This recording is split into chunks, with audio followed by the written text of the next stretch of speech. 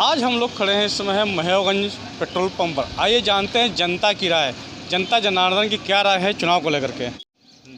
आइए हम बात कर रहे हैं, कुछ युवक और युवतियाँ हमारे मध्य मौजूद हैं। कि क्या नाम है आपका? हर्ष शर्मा। कितनी उम्र है? 19। इससे पहले मतदान किया कभी? नहीं, इससे पहली बार है? हाँ, पहली बार। क्या कुछ अंदर उमंग है मतदान करने के लिए कि अंदर जाएंगे, कैसा होगा, क्या रहेगा, कैसे बटन दाबेगा? जाना है और जो जानने की कोशिश करेंगे अंदर। हाँ। अच्छा, क्या कुछ सरकार से उम्मीदें हैं आपको? युवाओं के लिए क्या होना चाहिए, क्या प्लान होने चाहिए? युवाओं के लिए नौकरियां होनी चाहिए नौकरी होनी चाहिए और कुछ निःशुल्क होना चाहिए, युवाओं के लिए फ्री होना चाहिए। ध्यान करिए, बताइएगा। ये क्या नाम है मैम आपका? शुभांगी पांडे। आपने इससे पहले मतदान किया? जी। तो ये पहली बार कि दूसरी बार? इस बार दूसरी बार। दूसरी बार है। तो अंदर मतदान करने आप जाती हैं तो वहाँ पे कैसा फील होता है? अच्छा फील होता है। अच्छा फील होता है। क्या कुछ सरकार से मंशा की कि जो अब तक सरकार ने नहीं किया वो करना चाहिए था? सरकार सब कर रही है। सब काम कर रही है। जी। ठीक लग रहा है आपको? जी। आइए, क्या नाम मैम आपका? प्रतीक्षा वाजपेयी। अभी तक वोट किया आपने? जी।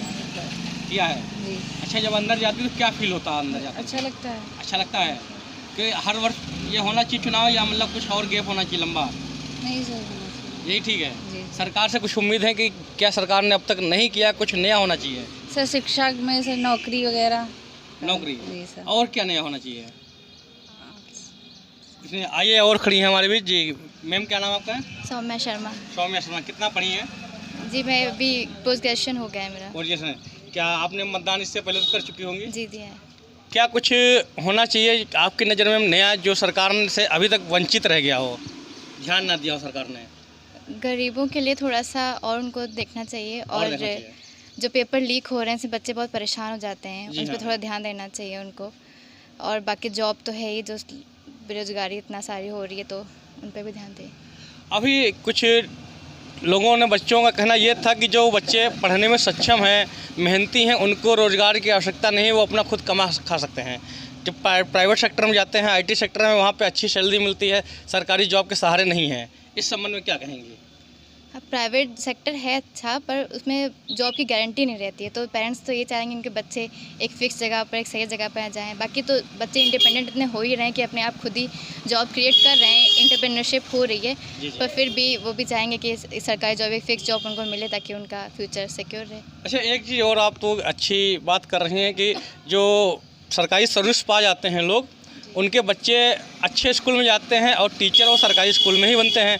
इस बात पे ना सरकार ध्यान देती, ना आम पब्लिक।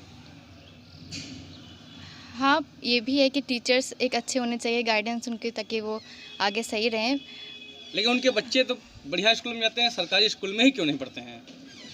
जब टीचर सरकारी स्कूल की सैलरी ले रहा है तो उनके अपने बच्चों को उसमें क्यों नहीं पढ़ाता है? तो इस पे उनको ध्यान दें कि टीचर्स जो सरकारी, उनको वो भी सोचते हैं उनको जॉब मिल रही, सैलरी मिल रही है, तो क्या इतने से पढ़ाएं। इसलिए उन पे ध्यान देना चाहिए कि जो प्राइमरी के स्कूल के टीचर्स हैं वो बहुत एजुकेटेड हो, वेल एजुकेटेड हो, अच्छे से उनको पढ़ाएं ताकि आगे जाके उनका जो बच्चों का भविष्य बहुत सही रहे। जी, हमारे पास जनता के भाई साहब मौजूद हैं। जी, क्या नाम है आपका? उत्तम कुमार। जी, कितनी उम्र होगी आपकी? लगभग नियर अबाउट 52। 52। आप इसे ये सवाल करना चाहेंगे, जैसे मान लीजिए कोई व्यक्ति हो, सरकारी टीचर बन गया, 70,000 रुपये सैलरी पा रहा है, परंतु वो अपने बच्चों को सरकारी प्राइमरी स्कूल में ना पढ़ा करके वो इंग्लिश मीडियम में भेजता है। इस संबंध में क्या कहेंगे आप? क्योंकि सरकारी स्कूलों में पहली बात तो टीचरों के पास बहुत अधिक काम रहते हैं सरकारी हैं। जी। उनके पास इतना समय नहीं रहता है जी। कि वो पढ़ाएं। अभी हमने आज ही देखा था एक स्कूल में बैठे थे, जी। तो वहाँ पर इतने काम उनके पास, सर के पास थे कि उनको फुर्सत नहीं मिल रही थी। जी। और दूसरी बात यह है कि अनुशासन भी नहीं उन पर बढ़िया है। जी। ये हम देखते हैं कि वो स्कूल आए, कुछ तो आते हैं, कुछ नहीं आते हैं, दोपहर से चले जाते हैं, कहीं सुबह आए, कहीं देर से आए, इसी प्रकार से आना जाना लगा रहता है। टीचर की बात कर लेते हैं, साथ ही साथ जो होता है, अब दरोगा हुए, लेखपाल हुए, इस टाइप से और भी बाबू हुए, ये तो अपने बच्चों को पढ़ा सकते हैं विद्यालय में। नहीं तो ये भी इसीलिए, जब वहाँ अनुशासन ही नहीं है, जी। सरकारी स्कूलों में कोई अनुशासन ही नहीं रह गया है, तो वहाँ कैसे पढ़ाएं? वहाँ अब वो अनुशासित विद्यालय पसंद करते हैं। जी। अब वहाँ नियमित पढ़ाई होती है, जी। इसलिए वो भी वहीं भेजते हैं प्राइवेट स्कूलों में। कहाँ रहते हैं? यहीं लखीमपुर। लखीमपुर शहर रहते हैं। लोकसभा में लखीमपुर है आपको? जी।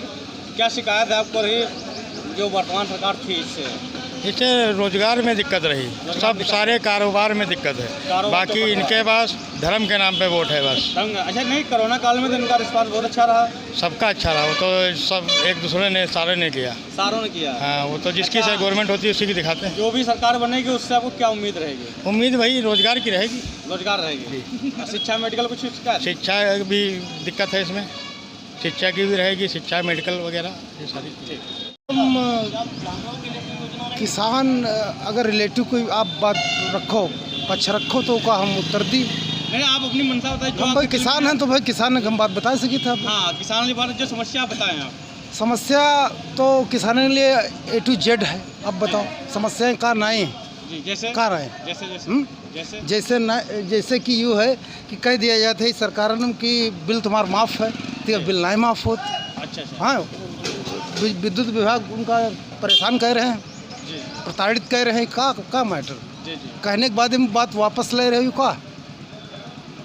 कहना है कि जो चुनावी मुद्दे किए, जो चुनावी वादे किए जाते हैं वो हाँ, निश्चित यही आप समझ लीजिए। और क्या, जैसे खाद वाद महंगी होती है, पेट्रोल महंगा होता है। खाद कहाँ महंगी भाई? खाद कम कर दी गई भाई। 50 किलो रहा 45 किलो रह गए। 45 किलो रहेगा जी, तो मैं दाम तो यार देखी ना भैया, दाम तो वही है। अच्छा, छुट्टा जानवर चढ़ते हैं इस बारे में?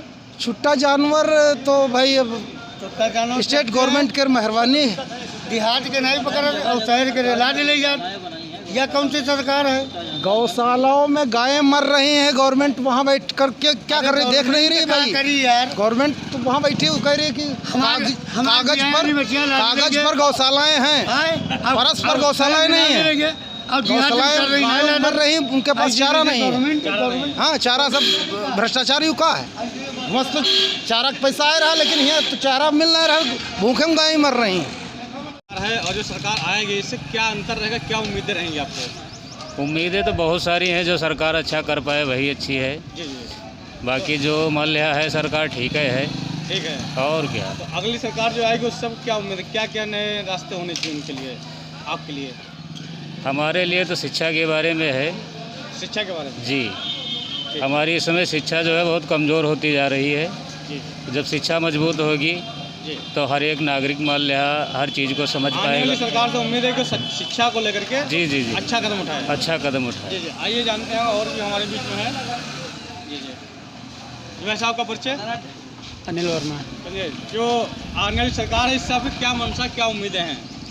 सर उम्मीदें अब क्या हम बताएं, अब कुछ अब तो रोज़गार के बारे में ध्यान देना चाहिए सरकार को। नहीं, सरकार को रोजगार के बारे में ध्यान देना चाहिए। जी बिल्कुल, रोजगार के बारे में ध्यान देना चाहिए। जितना युवा है वो सारा बेरोजगार घूम रहा है। जी। कुछ वैकेंसी के बारे में सोचे विचार करे तो ज़्यादा बेहतर रहेगा। यही सर हमारा कहना है कि रोजगार बारे में। नाम है आपका? नाम सर हमारा रंजीत सर है। रंजीत। हाँ, अपनी बात बताइए। हम सर यही चाहते, भैया ने जो कहा यही हमने कहा सर कि हाँ रोजगार सर दीजिए सर। बेरोजगार सर घूम रहे हैं सर, रोजगार दीजिए। है हम लोग वोट सपोर्ट तो हर साल इन्हीं को करते हैं भैया। ये जीत हमारे मध्य किसान लोग आए हैं। क्या नाम है आपका? शत्रुघ्न लाल। आप किसानी करते हैं? हाँ, कहते हैं। तो नई जो सरकार बन के आएगी उससे आपको क्या मंशा रहेगी, क्या उम्मीदें रहेंगी? अरे बढ़िया है, उम्मीदें तो बहुत हैं। हाँ जी। क्या उम्मीद रहेंगी किसान